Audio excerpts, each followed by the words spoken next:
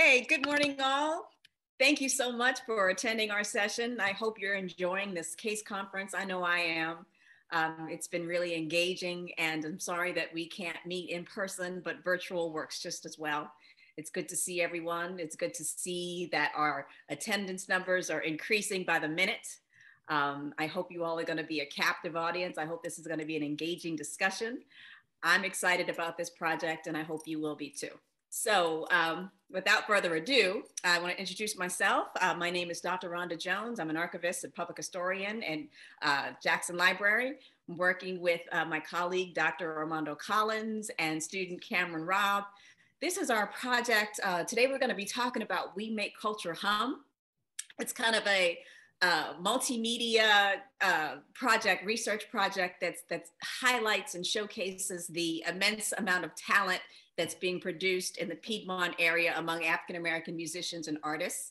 I am not an ethnomusicologist. Let me start by saying that. I am not a musician.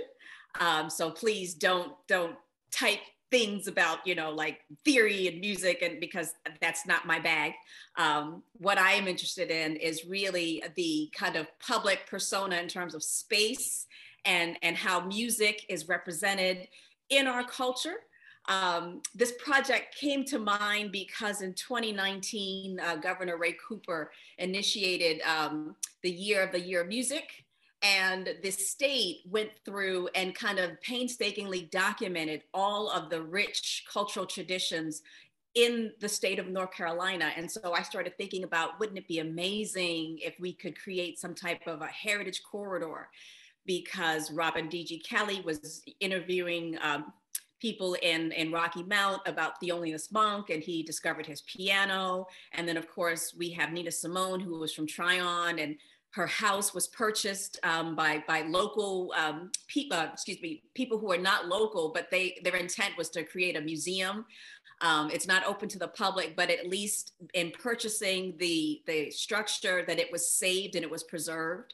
So we have examples like that, and we just kept thinking about all of the people who have come from North Carolina in terms of, how many American Idol winners were either winners or finalists or, front runners. There's just so much talent that's here. And so we wanted to harness all of that energy in a collective way. And also in terms of building an archive, that all of these resources can be gathered and can be preserved and can be digitized and can be shared. And so we think about, archives are created every day. What's history, again, last week is now history. So it doesn't need a particular time span to become something that can be preserved and something that can be treasured. So you think about music and you think, what is it that's unique about music that comes from North Carolina? You have Chicago jazz and New York jazz and Memphis blues, the Philly sound, what kind of music is being produced in LA, what kind of music is being produced, in Appalachia. And so when you think about the song of the South and the sound of the South, what is it about the Piedmont? What is it about the acoustics? What is it about, open fields that make music transmutable? So you think in the early 16th, 17th century, leisure is, music and recreation, and it's interracial, and it's, in theory, there are no boundaries. And so people are mixing together. You have indigenous communities, you have enslaved Africans, you have European immigrants, you have a lot of religious organizations that are being founded here. The Moravians are here. And so there's this exchange of culture. There's this exchange of music, because literacy was not, there were no schools, there was no formality. So communication was transmuted by music. And so you have a lot of spirituals, you have a lot of, work songs, you have, lyrics, you have stories, you have folklore, then you have instruments that are creating sound. And so these instruments, the fiddle, we see historically depictions of race, intermixed racial crowds where there's an African-American playing a fiddle, there's someone playing a banjo, there's someone playing a guitar, harmonica. So you have, instruments that are created as well as things that are just part of general, everyday use, like a jug, jug music, harmonicas and spoons and bones. And so this becomes a part of our culture. So you have all of this evidence of how people are interacting, how they're exchanging. And so as we started to think about, well, what would this project look like? We thought, okay, well, let's capture what we know historically, what's been documented, and then how does that transplant into, the colleges and the universities that are in the area. So you have some that have, immense collections between their gospel choirs and their music bands. And then you have more traditional music that's, like here at UNCG, that we're building an immense cello collection. And so what is it about people who are organic musicians that just sing from the heart, sing from the soul, versus someone who's trained? I mean, we have so many alumni who come here to attend college and university, and they leave their print. So we think about migration, we think about people coming into the state as well as people leaving the state. So all of these people that, traditionally got their roots and training in the church, they then go out into larger communities and they influence others. And so we want to talk about this intergenerational relationship between older musicians and new musicians. Just as people leave the state, we have so many people that come to the state. I think about Liz Wright, for example, who was from, I believe, Georgia, who is now living in Black Mountain, influencing those communities there. You think about in Appalachia, you have this amazing drum music that's being produced there. You think about Branford Marsalis, who was from New Orleans, who now lives in Durham, North Carolina, and he talks about the ease and simplicity of just being able to go to the grocery store and just to hear good music. Shanna Tucker, who was an alumni of UNCG, who plays the cello, as well as Brianna Gibbons. So, the list goes on. And so we just wanted to create something that would not only, document these individuals that were here in the past, but those who are here in the present and those who continue to be an influence here and thereafter.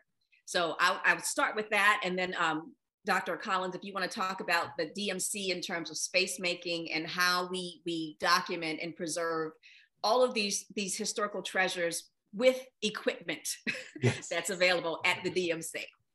Thank you, Dr. Jones. And thank you, everybody, for having me. My name is Dr. Armondo Collins. I'm head of the Digital Media Commons in Jackson Library here on campus. I'm also an adjunct professor in AADS. And what I teach is Blacks in music and culture. In fact, that's kind of how I got pulled into this conversation, because Dr. Jones and I constantly talk about how we're going to merge these two spaces in terms of our teaching, our scholarship, and our professional development. Well, We Make the Culture Hum was designed to be a project that allowed us to leverage the library and DMC's resources to teach students the importance of not only African-American culture, but the technological moment that we're in. When we're talking about African-American music, over and over as a recurring theme, the lack of access to technology, it becomes not only a barrier to creativity, but it also becomes a means of creating a sharecropping system within music. Well, what does that mean for this moment where everybody has access to technology? However, public communication is narrowly focused through the auspices of several major media corporations. How does the little guy get their art out? And better yet, at this moment, who's going to preserve what already came? Everybody's making music right now in SoundCloud. Who gets to say what is important? What is archival? And that's where we came up with this idea of a student-facing project that is supposed to be a living archive. We'll restart with what is known, but we don't know where it's going to grow. But it's an opportunity. It was an opportunity for us to introduce the DMC as not just a cool study space. It's actually a research incubator and was intentionally designed to be so. Give me a second, I'll show you a little slideshow about it. Hold on one moment.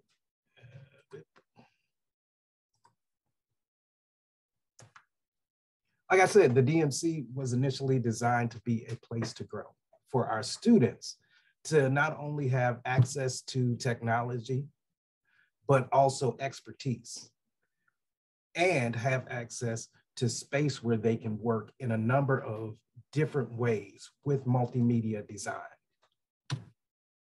It was actually designed to be a space that marries instruction, technology, and digital design.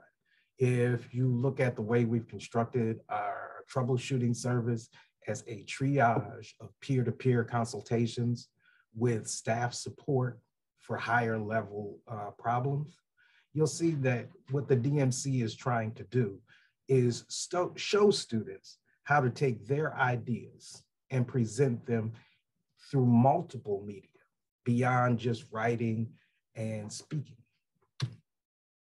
We partner with our space partner, the Digital Act Studio, to think about the rhetorical and the functional aspects of digital design. By rhetorical, I mean the how does this look part. The functional, I mean, how does this work? It's one thing to get a video assignment. It's another thing to check out a camera, know how it works, then make something that is of quality. The DMC and DACs were designed to insert themselves in there as an instructional support between what the professor is giving students to do and what the students turn in as their interpretation of the assignment. Well, what we've done, in addition to having regular library spaces, create a number of active learning spaces. The foundational space is the video image audio lab. This is where students do stuff like green screen filming, photography, and podcasting. We've also added other digital technologies like gaming and VR. Central to our space, especially since we did the refresh this summer, is our 3D makerspace. Initially, this was designed to give students access to 3D making technologies, but what we've done is create a workshop series where students are trained on 3D design, allowed to print on their own, as well as engage in a number of other printing technologies, such as large format printing, like if you're doing poster design for a conference, or risograph printing, if you're considering printing on multiple materials other than just standard paper. As always, we act as a support for students in process. Throughout the life of the project, we want students to come to our space and ask us for help, not just for the project, but for the life skills that they're going to need in the digital space beyond just that assignment. We recently did a self-study, and the results of it are kind of what informed the collaboration between Dr. Jones and I. What we realized is the DMC as an instructional support service on campus is valued. However, it's a word of mouth service. As much as we advertise through normal channels, you don't know us until you use us. And usually using us doesn't come until the moment of need. The collaboration with Dr. Jones and We Make the Culture Hum was designed to introduce a cohort of students to our space, and not only the space as a space, but also as a research resource. We wanted to introduce them to the library as a partner in the development of their ideas. Students like Cameron, who have an interest in music, have a space and a place not only to research and study music, but also create on their own outside of class. what we hope to do with this project and moving forward with this space is act as that incubator for not only UNCG students, but UNCG creators, staff and faculty as well. I'm going to hand it back to you, Rhonda, but my leaving message is that we are always available 7 days a week. Anytime that you need help with a multimedia project, the DMC is here. If you're not talking to me, we have more than enough qualified staff members who can help you with your individual problem or refer you to a resource that can help you. With that, we'll get back to the actual thing we were here to talk about. We make the culture hum. Thank you so much, Dr. Collins. That was very informative. And that was the whole purpose, that we wanted to talk about makerspaces. And as we talk about race and place and space, that we on campus have all this access to digital technologies, and how are we using them? So you have the DMC, that is a great place to collaborate. It's a great place for students to learn new skills, to engage, to learn skills that, beyond, yes, playing video games and using the VR equipment, but you could actually produce something with this technology. And so in creating this project, We Make Culture Hum, the emphasis was it would be student driven, that the students would be conducting research, that the students would be accessing archives, analog as well as born digital. And so to kind of harness all of this information into a place, whether it's going to be a website or whether it's going to be a video, long term, it has a project that is incremental. It will always build. Like an archive, it will never be finished. And so new resources are discovered every day. And it was our intent that we didn't just want to talk about what's documented, but we also want to talk about people who are making music in terms of beats, beat makers and DJs. We wanted to talk about concert promoters. I mean, all of this information is in private hands at this point. People think that first concert that they went to, that ticket stub that they've saved, that album cover that is, the artwork alone is worth preserving. And so getting back to, we want this to be, a crowdsourcing activity where local people can contribute resources, because again, we are trying to create an archive and we're trying to create a repository of this information. So we want to open up to the public that they can contribute and they can see themselves in the history making and the preservation of their culture here in the Piedmont. So I want to talk about now, Cameron and I worked on LibGuide, and LibGuides are basically a format that librarians use for students to conduct research. But because, this is a research-driven project, we wanted to put something together in the, while the project is in its beginning stages, earliest stages, we wanted to have something that was a starting point. And so Cameron and Alana, they did a lot of research on the front end, and we did research and we kind of created this space in terms of digital technologies. It's private at this point. It's not available, but when it's finished, but it will never be finished, but when it's completed, more completed, we will make it available so that it's, it's on the university library website. But I just wanted to preview it for you today so we could just kind of go through it and see what we've been working on so far. So this is the site. It's called We Make Culture Hum. And,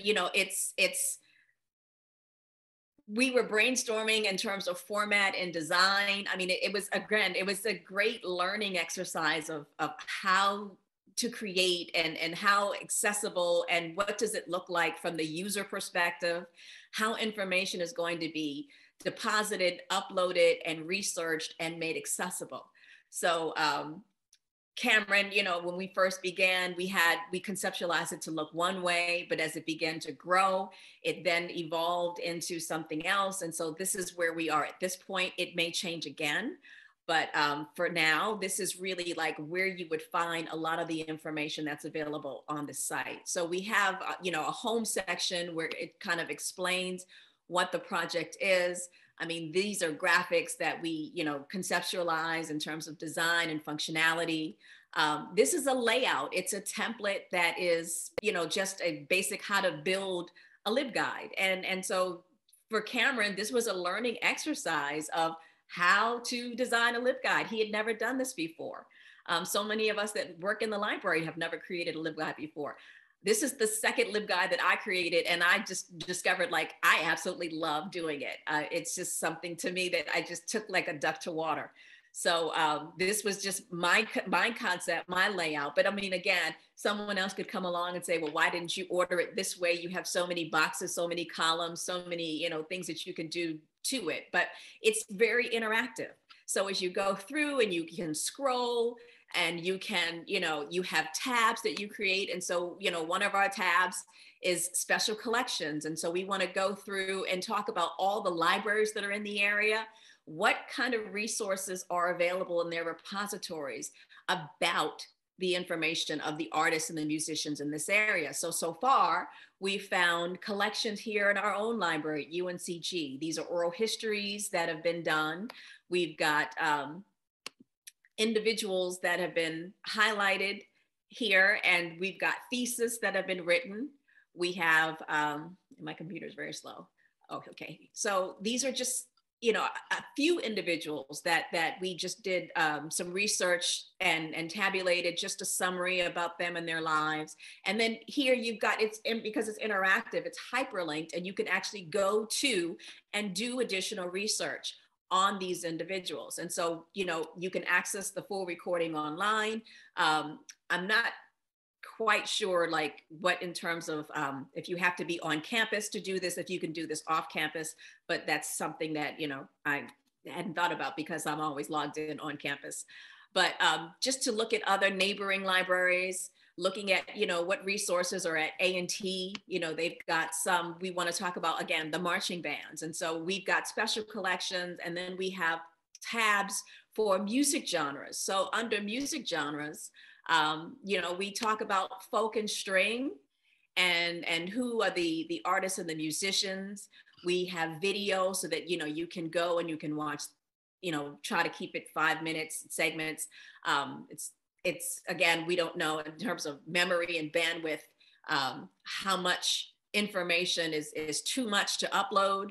But so far, we talk about, again, historic trails. We talk about artists themselves. We talk about all the different genres. And again, these are just starting points. And this, as we find more information, we will upload it and it will be available and made accessible for all the researchers. So Cameron, do you want to talk about your role in creating this LibGuide? Sure, yeah, I can do that. So as of right now, the tab that you see there, that's the Historic Magnolia House Project. What we're looking at, I think a good page to look at would be like Ruth Brown here. Yeah, there she is. So before we talk about that, let's talk about the Historic Magnolia House Project. That earned a tab in our LibGuide because it is a collaborative project that is being conducted between Special Collections, the DMC, the Department of Interior Design, and the Public History Department. So it's Dr. Torrin Gadsden, Dr. Asha Cuddy, the projects that they've been working on with the Historic Magnolia House. Dr. Gadsden and his students are creating a house museum. And Dr. Cuddy, she is working also, she created a 3D model of the interior of the house along with student Kadir Lorca. So again, because this is student driven and because it is collaborative, we thought it would be great if we could also collaborate and contribute to the historic work that's going on at Magnolia House.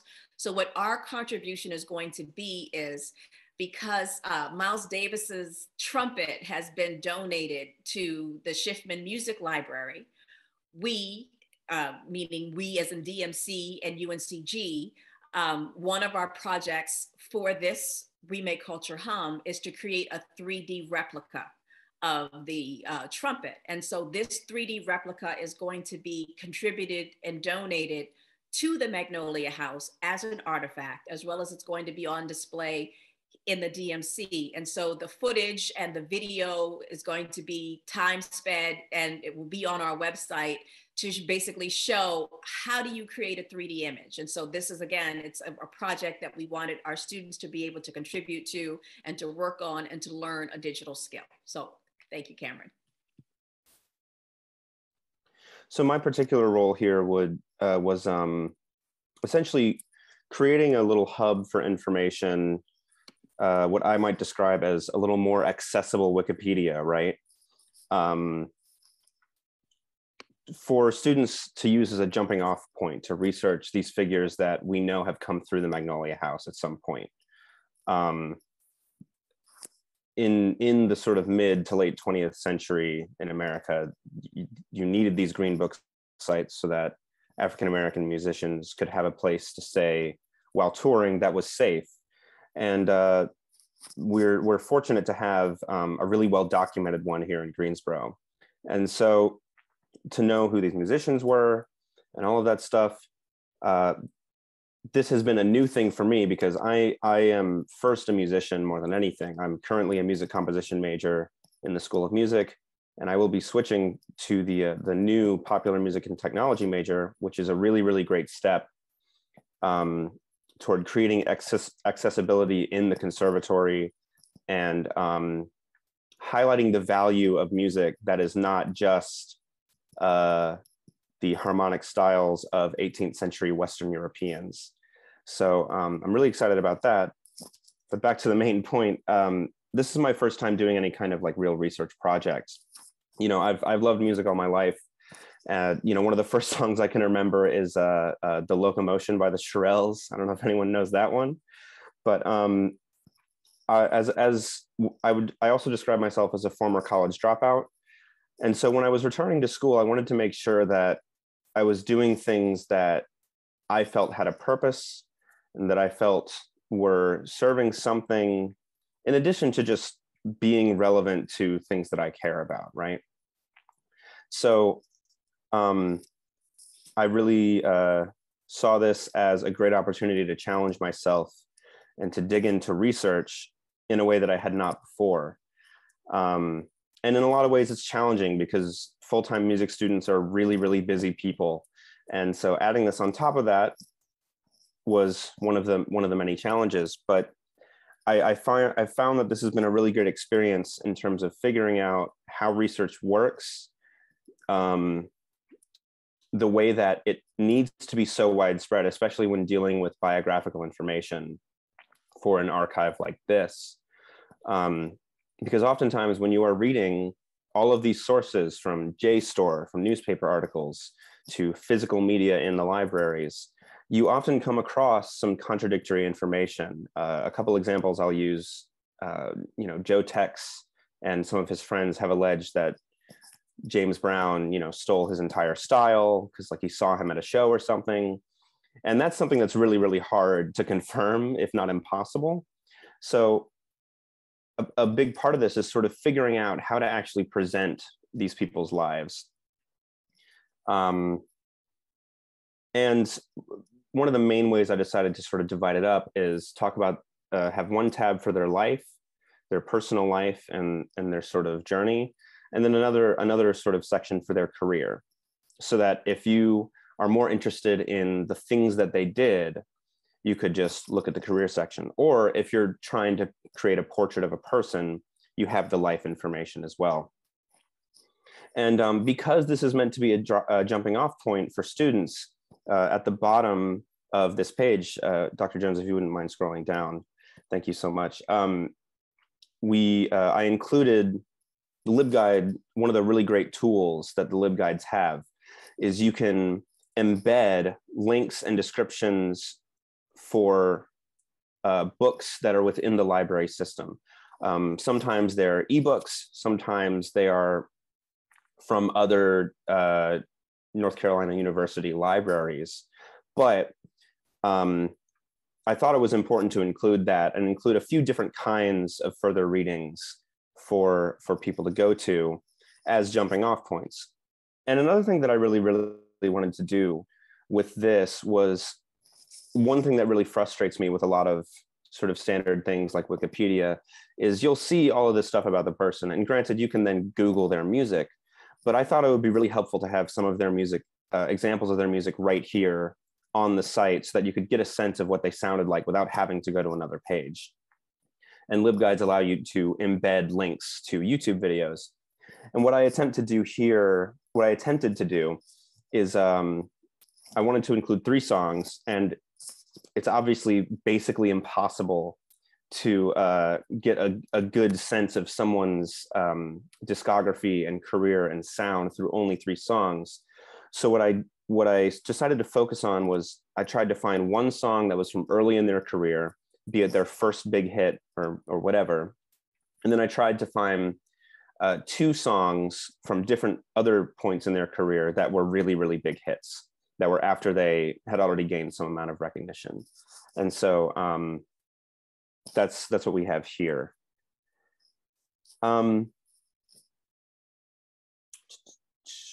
That's really all I have to say specifically about this, but this has been a really informative project for me in a lot of ways, in terms of learning how to do research, and even like learning about these musicians who I was in many ways familiar with, but you know, I had not dug into the sort of gritty details about their lives and careers.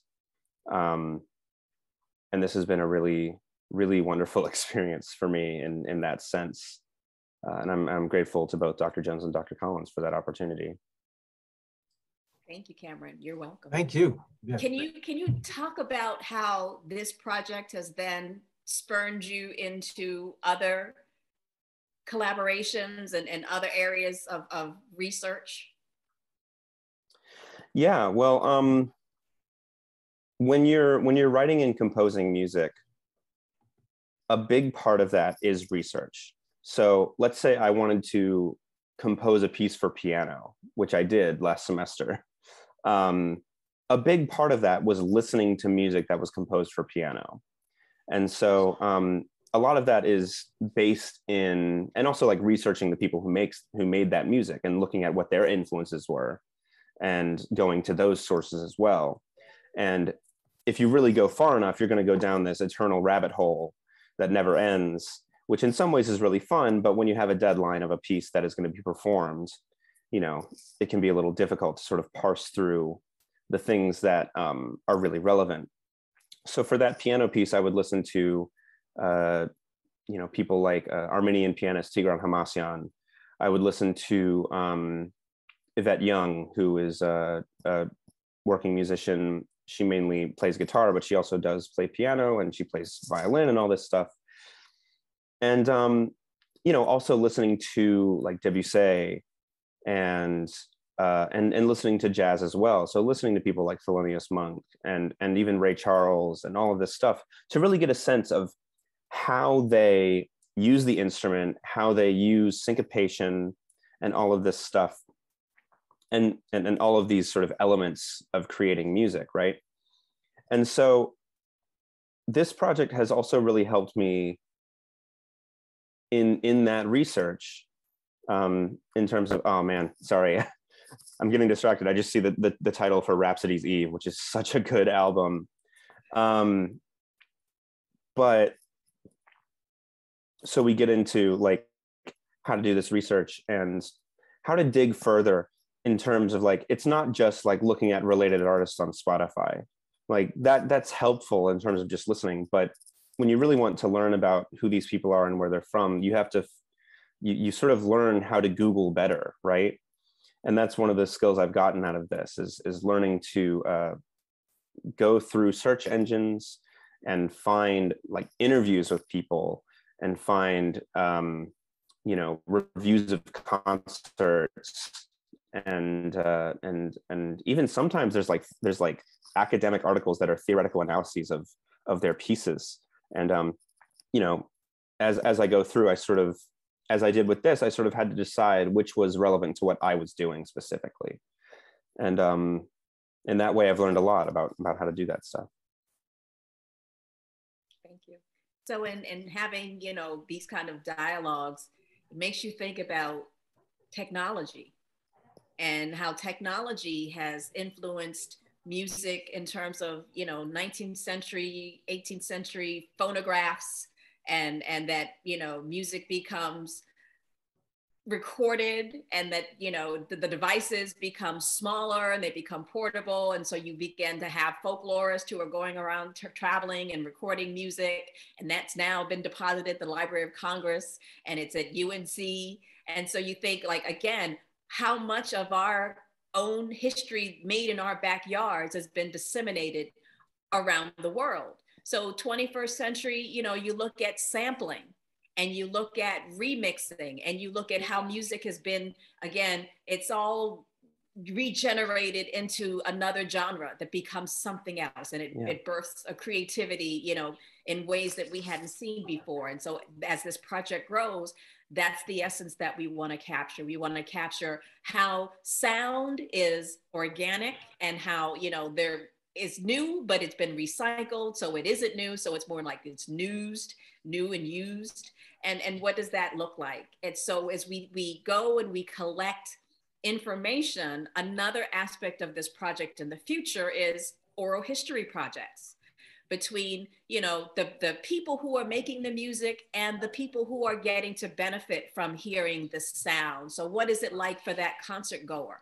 What was it like for that person, in 1960s, who was the first, person to integrate a theater? So we talk about space, and we talk about, place.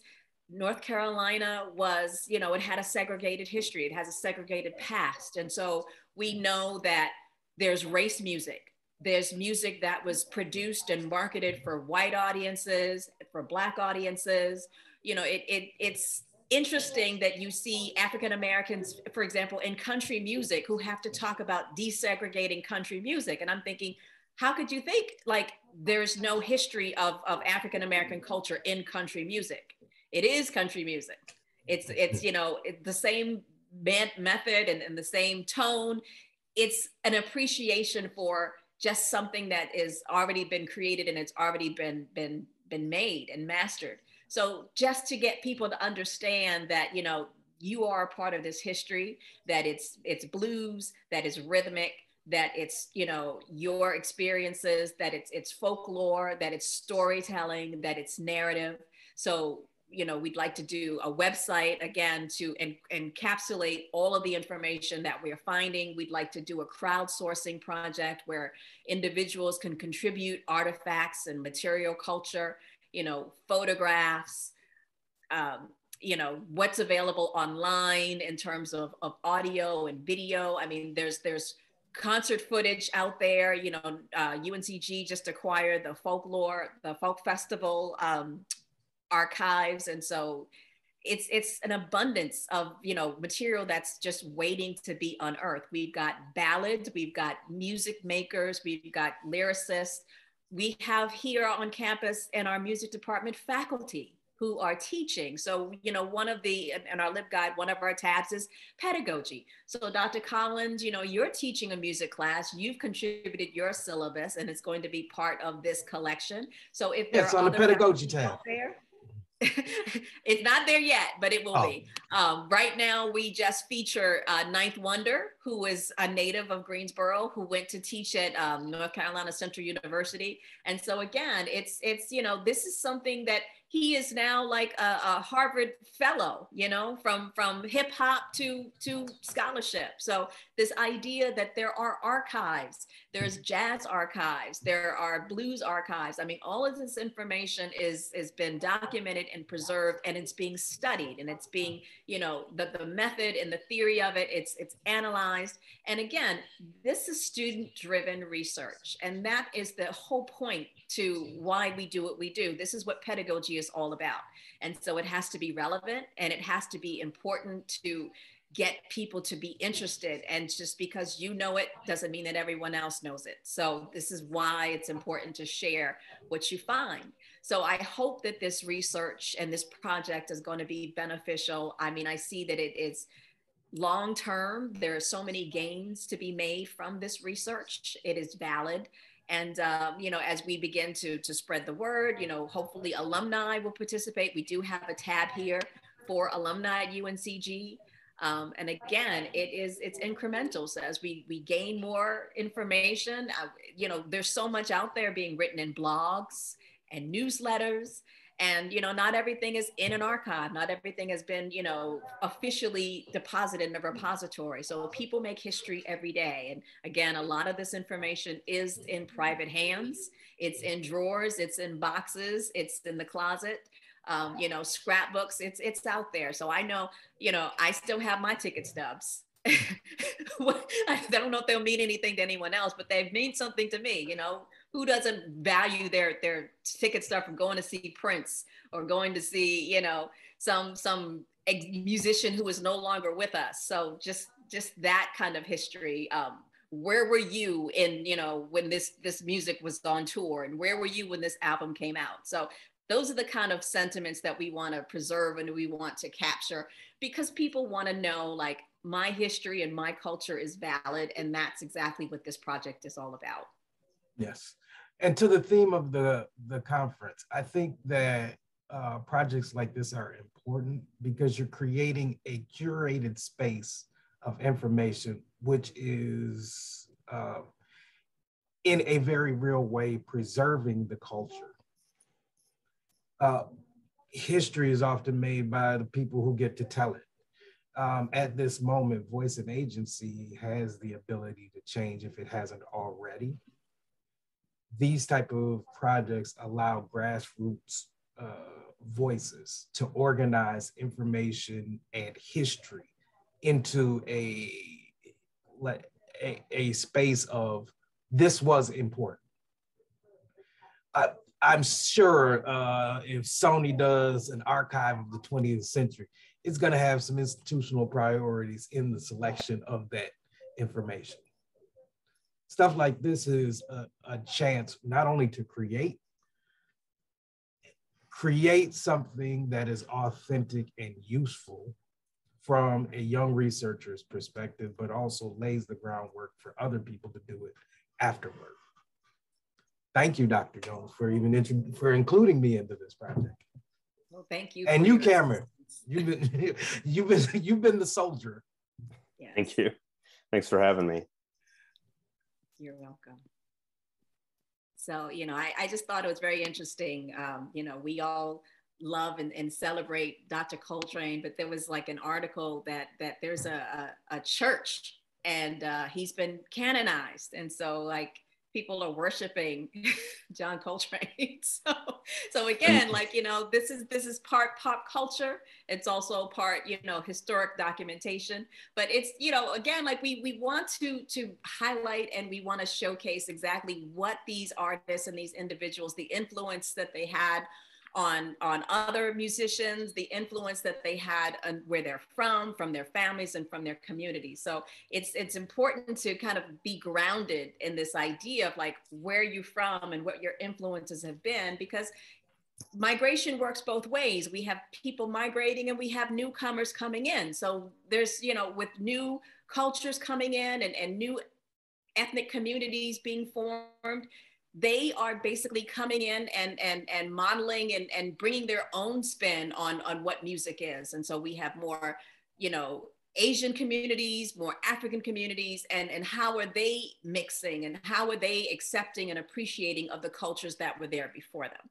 So what does this look like in the future? You know, we don't know. But again, like these influences of you know, hip hop and jazz and gospel and string and rock and folk and, you know, what is America and what is music and what is North Carolina music and what does that look like? So again, like this is ongoing. It's a project that has, you know, has legs and it's going to grow and it's going to breathe in many multiple directions. So I see, you know, a long-term. Again, my objective was some type of a heritage corridor that would link all of these communities together. There are folk festivals, you know, annual folk festival. There's the John Coltrane Folk Festival is in its jazz festival, excuse me, it's in its 10th year. So, you know, even I think 1 year because of COVID, but it's been ongoing. And again, it's to highlight and celebrate the talent of John Coltrane and those that influenced him prior to. And you know, Dr. Jones, I know you say you're not an ethnomusicologist, but this project is very close to what ethnomusicology is becoming. This idea of, you know, preserving this knowledge and allowing people to tell their own stories. And I think, you know, as this goes on, I think working, you know, you will definitely end up working with people who do call themselves ethnomusicologists. And I'm going to predict that they're going to say, well, this is what you're doing. Absolutely. Thank you. So just, you know, for students or other researchers, there's a bibliography. You know, here we are focused solely on the Piedmont area, but if the collection as it grows, we will then include external resources as well.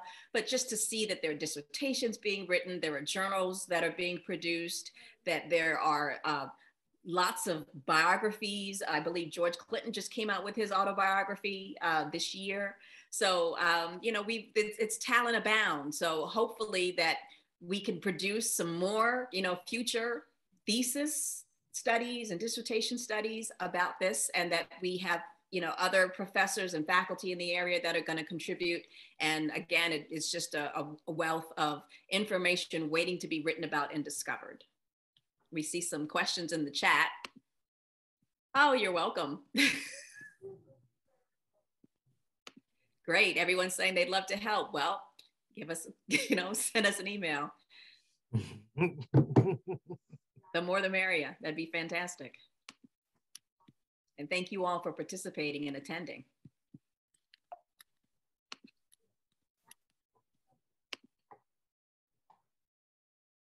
So Armando, you want to add anything about your class?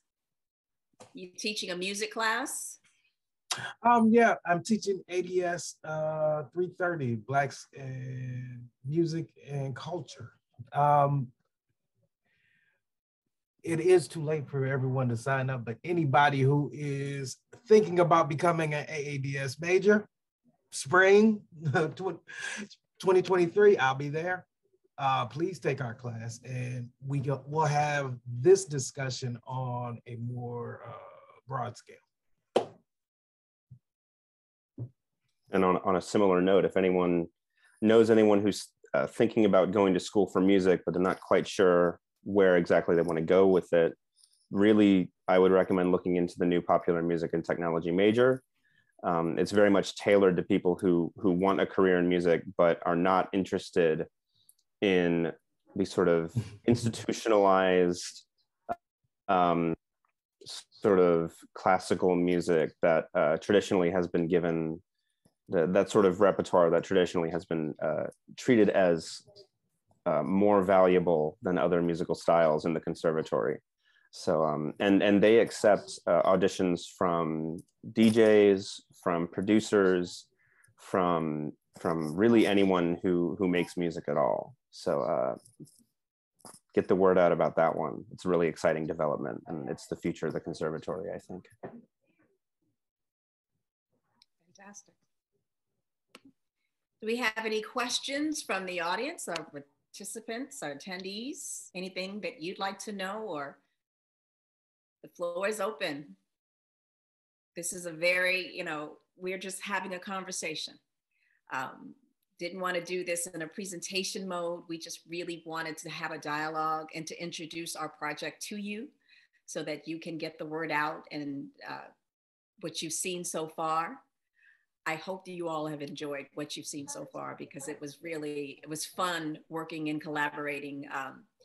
You know, Cameron had so many good ideas. He had so much energy, and he was really a resource. And you know, you'd like to think like, I'm the authority, but like I'm not, you know. Like I took a lot of cues from him. So it was a learning exercise for me as well. Yes, for all of us. For all of us. In the future, we would like to do this project or similar projects. So be on the lookout, because we're always looking to engage the UNCG community. however that community shows up for us. Yes. Karen just wrote that the LibGuide could be a rich resource for K through 12 educators. And that was our intent. Our intent was to create curriculum, lesson plans, and how these resources can be used. We don't just think about undergraduates and graduate students writing thesis and research papers. We're also thinking about K through 12 teachers. Music is, again, it's cross-cultural, it's intergenerational, it's really a great way to learn without knowing that you're learning. It says a lot about community and culture. Yeah, I can say that if I had a resource like that when I was in high school, it would have really alleviated my fears of doing research, because that's part of why I wanted to really include that further reading stuff. Great. Thank you, Media Studies. We would love to have your input and love to have you collaborate with us. And again, this is something that we are big on collaborations. So any department, any individual that wants to contribute, we welcome that. It's good to see you in here, Hassan. I actually have plans for, because I'm now on the board of directors for WUAG, the radio station here at UNCG, and I have some plans to include y'all in that. Yeah, and yes, we do intend to outreach. Our intent, because of COVID, before that, we wanted to do something for homecoming to get alumni to participate, to get the word out. This, of course, we're always thinking about development, and this is a great way for fundraising to bring visibility to the library as well as the university. And so again, like it's a resource, it's a vehicle, it's a tool. It has so many different, ways that one, student research, that was our primary emphasis, and then also development. So yes, we will plan to do some outreaching. Absolutely. And yes, every year the DMC does a number of activities designed to engage students in research and reach out to our community. For instance, we've done for the last 6 years a short film festival, which invited students to act as collaborator creators and paid them a stipend as long as they were UNCG students to participate. So every year we try to have activities that incentivize student creativity and the use of the library as a research resource.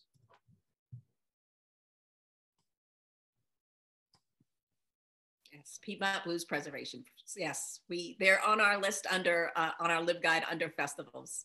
So again, we don't just want to have these Wikipedia posts, but to actually introduce students and researchers to the resources. So you have a direct entry into who is the person working on this collection at this repository that you can speak to directly and communicate with.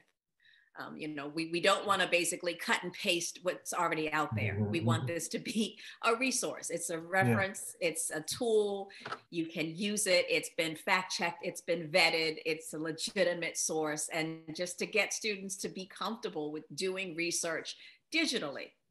It's again, understanding how research is done responsibly. We didn't talk about copyright. We didn't talk about, open resources and things like that. But, everything that is on our LibGuide is copyrighted. So, we have permission to use it. It's in the public domain. And of course, we could then create some type of a citation guide of how do you cite music? How do you cite, a lyric or what, that's something else. Again, as we talk about curriculum and planning and pedagogy, that's another resource for us as well. And Kiera, I'm sorry, I hope I'm pronouncing that right. Kiera, talking about including local musicians and sort of helping creating a resource for them as well as documenting their experiences. I think we're only a few steps away from that after we lay the groundwork, I think. I know that local nonprofit, the House of Wax, has been using the Jackson Library as an archival resource for their own projects that they've been doing. And I have a feeling that Dr. Jones is going to be interviewing them in the near future. Absolutely. I interviewed members of the House of Wax for our Black Lives Matter archive.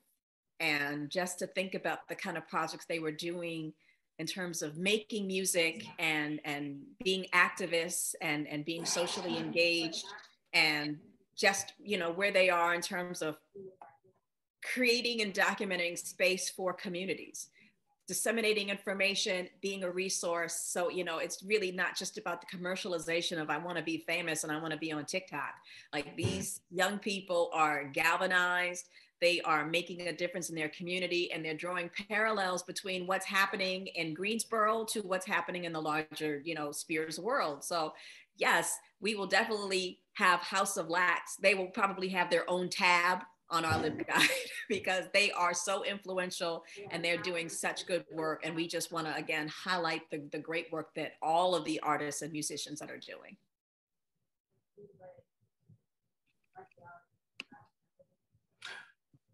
All right, everyone, it looks like our hour is coming to an end. Thank you, everyone, for coming. Thank you, Dr. Jones. Thank you, Cameron, Dr. Morissette. Everybody enjoy the rest of the conference. Thank you all for participating. Have a great day. Enjoy the rest of the conference, and stay tuned because this is just the beginning.